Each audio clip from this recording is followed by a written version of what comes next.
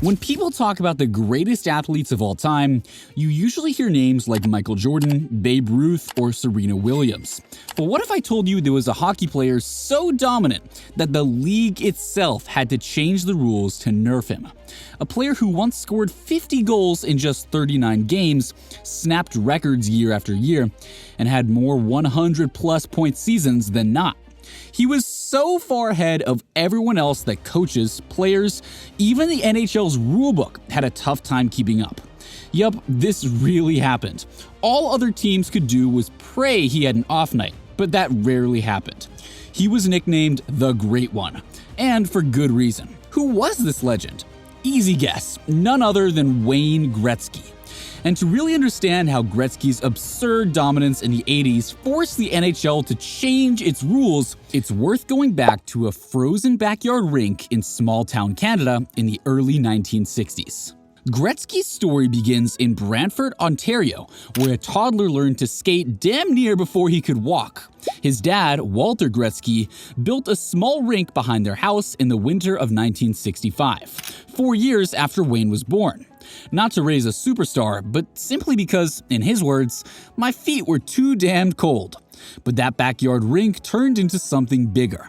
It became a neighborhood playground, with kids skating under a light strung from a clothesline, and Wayne staying out so long he had to be dragged back inside. But the real beginning? That wasn't the backyard. Wayne first learned to skate on the Nith River, out at his grandmother's farm, about 12 miles from Brantford. That's where he first fell in love with the ice. By the time he was 4, he was hooked. Walter said the hard part wasn't getting Wayne on skates, it was getting him off them. He'd beg to go to the river, to the park, or anywhere with ice. And even when there was no one left to skate with, Wayne would keep going anyway. As Walter put it, everybody was gone. Everybody but Wayne. One night, after sitting frozen in the car waiting for Wayne to finish skating, Walter walked into his mother's house, turned to his wife and said, "That's it. I'm all through freezing my tail off. I know he wants to skate at the park. He can stay out there as long as he wants." It wasn't ambition. It was survival. Not Wayne's, mine. So that's where Wally's Coliseum was born. By age 5, Wayne was pretty much living on the ice, begging his dad daily, "When can I play on a real team?" The obsession was real. And even though Wayne didn't understand how registration worked, he knew one thing. Hockey meant teams, and he wasn't on one yet. By the time he was 6 years old, Wayne was playing on a team of 10-year-olds. Yes, he was good enough to play, but in the mid-60s, minor hockey in Brantford only started at the age of 10, so there wasn't much of a choice. Either way, he did his thing, always wearing a jersey that was way too big for his small frame. He dealt with the oversized J by tucking it into his pants on one side, a habit that would later, as we all know, become his trademark. Even against kids 4 years older, Gretzky was dominating. One of his first coaches, Dick Martin, couldn't believe that little Gretz handled the puck better than the 10-year-olds. Wayne was so good that even if your own kid was an incredible hockey player, no one really noticed, because everyone was too busy watching what the Gretzky kid was doing. At 10 years old, Gretzky put up numbers that sound like a misprint. 378 goals and 139 assists in a single season with the Brantford Nadrofsky Steelers. Yep, one kid scored nearly 400 goals in just one season. 85 games, 378 goals. You do the math. His gameplay was getting media attention way beyond his hometown. Newspapers ran profiles on the whiz kid from Brantford who was tucking like nobody has ever seen. By the age of 13, Wayne had scored over 1,000 goals in organized hockey, all while playing against kids, sometimes teens, a lot older than him. And still, nobody could hang. In the 1974 Quebec International Pee Wee Tournament, one of the most prestigious youth hockey teams in the world, Gretzky put up 26 points, the second most all time. Not to mention, Wayne played only 4 games for a 6.5 points per game average, and number 1, Luca Torchio, put up just 1 more point in 6 more games played. Either way, this tournament features top 11 and 12-year-old players from across the globe, and it was still too easy for Gretzky. But Wayne's youth was not all smooth sailing. Being a prodigy came with pressures. He faced envy, huge expectations, and even boos from opposing crowds and parents. They didn't like seeing their kids' teams get waxed by a skinny fella wearing number 9. He later switched to his famous 99. Still, Wayne's love for the game was unshakable. He sharpened his skills obsessively on that backyard rink, dangling around empty bleach bottles and tin cans, ripping wristers at snowbanks. At 16, he left home to play Junior A hockey with the Seneca Nationals, part of the Metro Junior League near Toronto. This wasn't a kids' league. It was mostly 18 and 19-year-olds, older, stronger, and smarter players with way more experience. None of that mattered. As you'd probably guess, Gretz lit the league up. He racked up an incredible 72 points in just 32 games, often making grizzled vets look like they didn't belong in the same league, never mind on the same ice. His hands were too silky, his IQ too high, and his mind always 2 steps ahead. The junior hockey world was watching. Pro scouts were watching. And Wayne? He was just starting to cook. In 1978, at just 17 years old, Wayne Gretzky turned pro. Not in the NHL at first, but in the World Hockey Association. He was still a skinny teenager, playing against grown men, but he quickly proved he belonged. When the WHA folded a year later, the Edmonton Oilers, with Gretzky in tow, merged into the NHL. The question on everyone's mind was, could this teenage phenom dominate the National Hockey League like he did every league before? And well, it didn't take too long to get that answer. Gretzky's first NHL season was in 1979 to 1980, and it was one for the ages. At just 19, Wayne put up 137 points, 51 goals, 86 assists, to tie for the league scoring title with Marcel Dion. He won the Hart Memorial Trophy as the NHL's most valuable player that year, the first of 8 consecutive MVP awards he would claim. Think about that. An NHL newcomer not only led the league in points, but was voted the best player in the league. And he'd keep that title 8 years in a row. No one had ever seen a debut like this. Technically, he wasn't eligible for Rookie of the Year due to his WHA experience, so Gretzky missed out on that trophy, but it really didn't matter. The hockey world was in shock. The Great One, a nickname he'd been given as a child, was now the Great One at the sport's highest level. How did this unassuming, baby-faced kid take over the NHL so quickly? Gretzky didn't overwhelm teams with size or strength. At 6 foot and about 180 pounds, he was relatively small by hockey standards. He wasn't the fastest skater either. Instead, his dominance came from an absurd understanding of the game. Wayne had an almost supernatural anticipation. He knew where the puck would be and how plays would unfold a split second before everyone else. Hall of Fame goalie Ken Dryden noticed that before Gretzky, hockey's focus was always on the player with the puck, the one person trying to make a play. Gretzky reversed that. He made you worry about all 5 players on the ice. As Dryden put it, like a magician, he had to direct attention elsewhere, to move unnoticed into the open ice where size and strength didn't matter. He would draw D-men towards him, then suddenly slip a perfect pass to a teammate who never even knew he was open. If teams focused on Gretzky, he'd dish to a teammate. If they gave him space, he'd just put it in your net. He made everyone on his team better, and if you couldn't keep up, you'd look like a duster. In that first NHL season, Gretzky's Edmonton Oilers didn't win the championship, but they were getting better by the game. The young Oilers were learning to take advantage of Wayne's IQ, and Wayne was learning that he could thrive, even in the rock'em sock'em NHL of the 80s, where vets would test the teenager with brutal slashes and cross-checks. He had a target on his back, but the Oilers wisely enlisted enforcers like Dave Semenko to make sure no one took too many liberties with their young superstar. Through it all, Gretzky kept racking up points. He had turned the NHL into his playground from day one, and still, he was just getting started.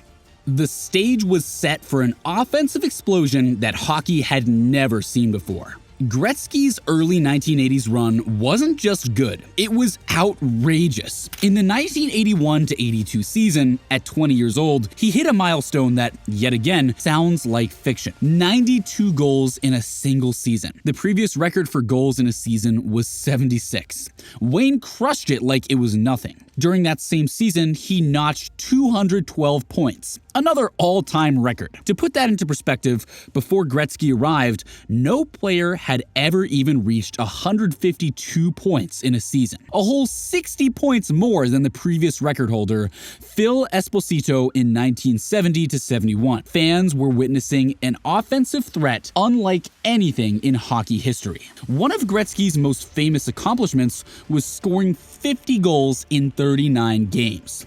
That year, he hit the 50-goal mark before New Year's Eve, in just half the season. The traditional benchmark for elite goal scoring was 50 goals in 50 games. But Wayne made even that look ordinary, hitting the mark in 11 less games. On the night of December 30th, 1981, he scored 5 goals in one game to reach 50, bringing the crowd of the Northlands Coliseum to its feet in disbelief. It was as if he was playing a video game on easy mode, night after night. Gretzky's scoring exploits led sports highlights across North America. He had 9 different 50-plus goal seasons, but that 92-goal campaign stands at the top of the record books to this day. And it wasn't just lighting the lamp. Gretzky was a nasty playmaker.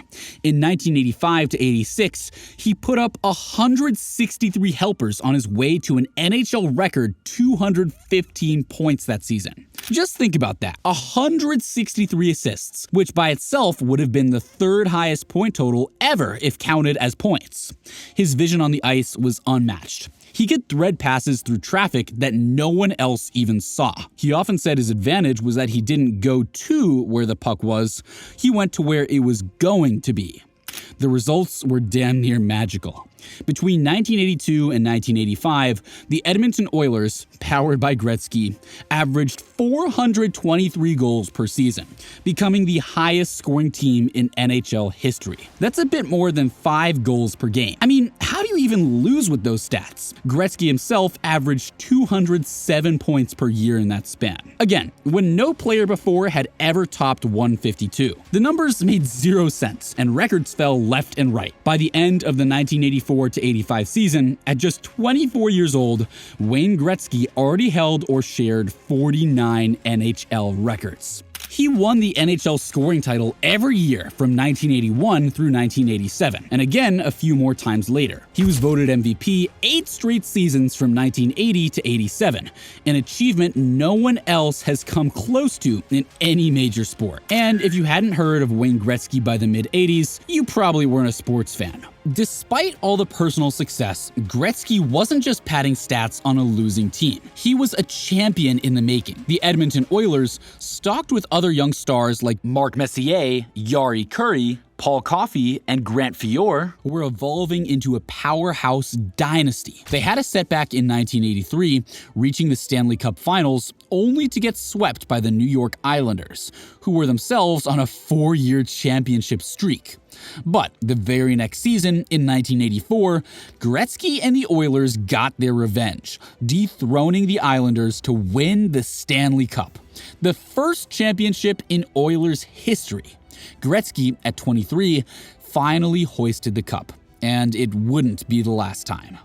With Gretzky as a captain, the mid-1980s Oilers became one of the greatest squads ever put together. They played hockey at an absurd pace, fitting for the wide-open style Gretzky thrived in. After that 1984 breakthrough, the Oilers went on to capture 4 Stanley Cup titles in 5 seasons: 1984, 1985, 1987, and 1988. They were an offensive juggernaut, often overwhelming teams with goals in bunches. In those championship runs, Gretzky also picked up 2 Conn Smythe trophies as playoff MVP in 1985 and 1988, further proving that whether it was in the regular season or playoffs, he would dominate. Every spring, it seemed Gretzky was rewriting the playoff record books. In one 1985 playoff game, he put up 7 assists, a single-game playoff record. In the 1985 postseason, he racked up an absurd 47 points, which is still the record for a single playoff year. The Oilers' offense was so gross that no lead was safe for opposing teams. Edmonton could be trailing 3-0, and within minutes, Gretzky and company would have the game tied. The team wasn't just winning, they were dominating and entertaining. Fans loved it, unless their team was the one getting torched. Gretzky became the face of hockey. In Canada, he was a national hero. In the United States, he made hockey popular in places it never was. He even appeared in commercials, a sign that he'd achieved celebrity status beyond the rink. After the Oilers won their second straight cup in 1985, the team was invited to a reception in the United States. There's an iconic photograph of a 24-year-old Gretzky shaking hands with President Ronald Reagan at the White House. A meeting of the great communicator and the great one. It symbolized how far Gretzky's star had risen. A kid from small-town Canada now being honored by the leader of the free world. However, even as Gretzky and the Oilers were on top of the hockey world, rumblings began that their dominance was almost too much of a good thing. Other teams struggled to contain Edmonton's firepower. Coaches schemed desperately to slow them down, shadowing Gretzky with its best D-men, clutching and grabbing, as much as rules allowed, to knock the Oilers off their free-flowing game. But nothing seemed to really stop them, until the league itself stepped in. It happened in the summer of 1985. The NHL Board of Governors had to step in after yet another season of Gretzky being Gretzky, and they approved a set of rule changes for the upcoming 85 to 86 season. One rule in particular stood out: the introduction of offsetting penalties, where if each team took a penalty at the same time, neither team would skate shorthanded. In plain terms, the NHL decided that when they were coincidental penalties, the teams would stay at 5-on-5 rather than go down to 4-on-4, or 3-on-3 if 2 players from each side were penalized. This was a radical change from how hockey had been played for decades. And make no mistake, everyone knew why it was being implemented. And just to be clear, there had already been one rule change back in the 50s. The Montreal Canadiens were so overpowered on the power play that they'd regularly score 2-3 goals during a single 2-minute penalty. For that reason, Maurice Richard, Jean Beliveau, and the fellas forced the NHL to change the PP rules. At the time, teams would stay on the power play even after the team on the advantage had scored. Now, once you scored on the power play, the penalized player would come out of the box and the game would resume at even strength. That being said, during the early 1980s, the Oilers had discovered a lethal advantage. In open ice situations like 4-on-4 hockey, they were pretty much unstoppable. With one less opposing skater to worry about, Gretzky had even more ice to work his magic, and Edmonton would often score at will in those scenarios. It became an open secret that the Oilers thrived on 4-on-4. In fact, some teams even accused Edmonton of intentionally causing coincidental penalties, getting an opposing player to retaliate so that both went into the box, just to set up a 4-on-4 situation they could exploit. And truth be told, it often worked. One analysis found that in the Oilers' playoff games from 1981 to 1985, a significant number of Gretzky's goals and points came during 4-on-4 or even 3-on-3 play. So the NHL's 1985 decision was essentially an attempt to level the playing field. They didn't publicly call it a rule aimed at Gretzky, but everyone knew it was. The media even dubbed it the Gretzky rule, acknowledging that it was Wayne's dominance that caused it. When Gretzky found out about the rule change, he was not pleased. A day after winning yet another Hart Trophy in 1985, he openly criticized the NHL's decision. In a press conference, Gretzky argued that the league was punishing teams for having talented players and taking away an exciting part of the game. From his perspective, why should fans be denied the thrill of 4-on-4 hockey just because one team was better at it? Why change the rules to nerf skill and offense? Many agreed with him. The rule change seemed to go against the spirit of competition, but others felt it was needed. The Oilers were simply too far ahead of everyone, and something had to be done to rein them in. Either way, the Gretzky rule went into effect for the 1985 to 86 season. The impact was noticeable immediately. Suddenly, coincidental penalties resulted in no loss of manpower, meaning fewer of those wide-open situations that the Oilers fiend. Did it stop Gretzky? In 1985 to 86, the very first season of the new rule, Gretzky went out and had the most productive year of his career. 215 points, a record that still stands. So, in the short term, not even a rule change could cool him off. He continued to fill up the stat sheets. However, league-wide, the new rule perhaps signaled a shift. Other teams began to catch up to Edmonton's tactics. Defensive strategies slowly tightened across the NHL, and scoring eventually began to slow down in the late 80s. The Oilers themselves faced adversity in 1986, losing in a shocking playoff upset on a notorious own goal by a teammate, Steve Smith, that prevented them from winning what many assumed would be a third straight cup. The Gretzky rule didn't single-handedly cause that, but it was clear the days of freewheeling 4-on-4 goal fests were over, at least for a few years. For Gretzky, there was a personal sting to having a rule named after him that essentially said, "You're too good." It's the ultimate sign of respect and resentment. But Wayne didn't let it change how he played. He kept dismantling tendies and setting up teammates whenever possible. The Oilers regrouped and won 2 more championships in 1987 and 1988, with Gretzky leading the way, rule change or not. By the end of the 1980s, the Edmonton Oilers had firmly established their dynasty with 4 Stanley Cup titles in 5 years, and Gretzky had cemented himself as the greatest hockey player on the planet. The implementation of the Gretzky rule had its share of backlash. Fans of the Oilers were generally unhappy. They felt the NHL shouldn't punish success or tamper with the rules just because one team found a cheat code. On the other hand, some coaches and players sighed in relief, grateful that they wouldn't have to face Gretzky in open ice as often. It was a strange situation. Gretzky was so dominant that it sparked debates about sportsmanship and whether the league should interfere in the natural evolution of the game. Imagine the NBA shrinking the hoop because one player never missed, or the NFL making end zones smaller because a running back was too shifty. That's essentially what the NHL did. As the years went on, circumstances changed. In August 1988, in a move that shocked the hockey and sports world, Wayne Gretzky was traded from Edmonton to the LA Kings. Gretzky's departure marked the end of the Oilers dynasty. Over the next few seasons, most of the other key Oilers players either were traded or hung up the skates. By the early 1990s, the once fearsome Edmonton juggernaut had largely disbanded. The very reason for the Gretzky rule, that all-time great 1980s Oilers team, was no longer really a thing. In 1992, the NHL revisited the coincidental penalties rule. With scoring around the league having cooled and the Oilers' era over, the league decided to reverse the Gretzky rule for the 92 to 93 season. Offsetting minor penalties would once again result in 4-on-4 play, restoring the rulebook to how it used to be. By that time, Gretzky was 31 years old and playing in Los Angeles. Many of the managers and coaches who had pushed for the change back in 1985 had seen their mission accomplished. The playing field was evened out somewhat. Wayne's reaction to the rule being dropped wasn't recorded as dramatically as when it was introduced, but one imagines he might have felt a sense of validation. The game had shifted and come full circle.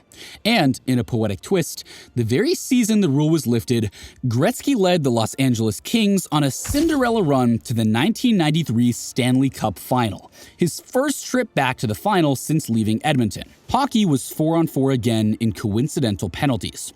Not that Wayne needed it. He was still the NHL's leading scorer in 1993. But it's fitting that as the open ice returned, Gretzky had one more shot at a championship. He and the Kings unfortunately fell short that year, losing in the final to the Habs, but his performance further cemented his legacy. Even in his 30s, he was dragging underdog teams to places they'd never seen. On April 18, 1999, Wayne Gretzky played his final NHL game, skating off into retirement as the NHL's all-time leader in just about every offensive category you could think of.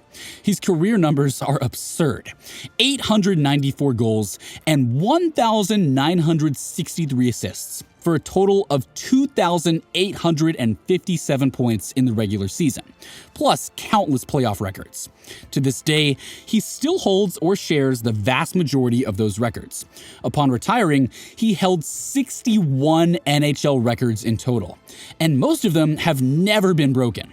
Other than as we know now, Alex Ovechkin cracking his all-time goals record.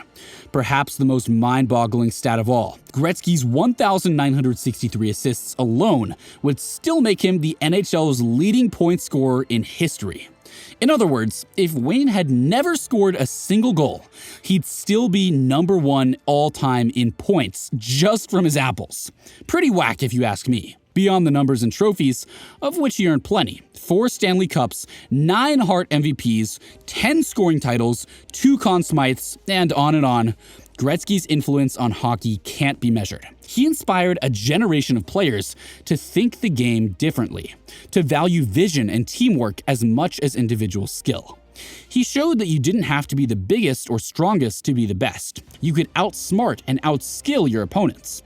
Under his leadership, hockey became more of a team game, a creative game. Even Ken Dryden noted that Gretzky was the acceptable face of Soviet hockey, meaning the slick, team-oriented style the Soviets used, but now embodied by a Canadian kid who made it cool. Every young player wanted to be like Gretzky, eyes always up, making the perfect pass or scoring that game-deciding goal. His trade to Los Angeles in 1988 also had a massive impact. Gretzky is often credited with popularizing hockey in California and the US Sun Belt. The NHL expanded to new markets in the 1990s, places like San Jose, Tampa, and Phoenix, a wave directly linked to the buzz that Gretzky created in LA. Suddenly, kids in California were playing street hockey and wearing Kings jerseys with number 99 on the back.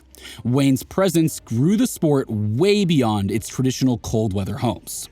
It's no surprise that after he hung up his skates, the honors rolled in.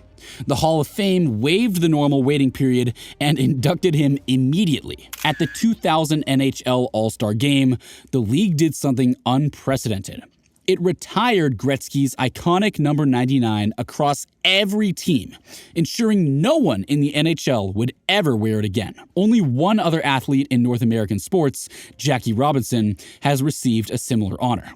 And then recently, in 2022, number 6 in the NBA for Bill Russell.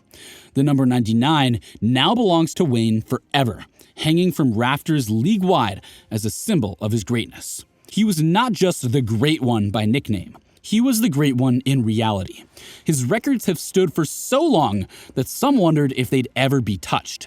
Only now, some 30-plus years later, are a few finally within reach, a testament to how far ahead of his time he was. More importantly, Gretzky left us with permanent memories. The way he would circle the net, head up, surveying options like a general. The way he made passes that no one saw coming. The joyous grin when he'd hoist the Stanley Cup. And yes, the way he changed the very rules of the sport in his prime because of how he dominated the game. Wayne Gretzky is a living legend who defined an era of hockey. His story, from the backyard rink in Brantford to lifting trophies and rewriting the rulebook, is one of unparalleled talent and impact. Generations from now, when fans debate the greatest of all time, Gretzky's name will be right at the top of the list. And they might even mention that once upon a time, the NHL had to change a rule because of the Great One.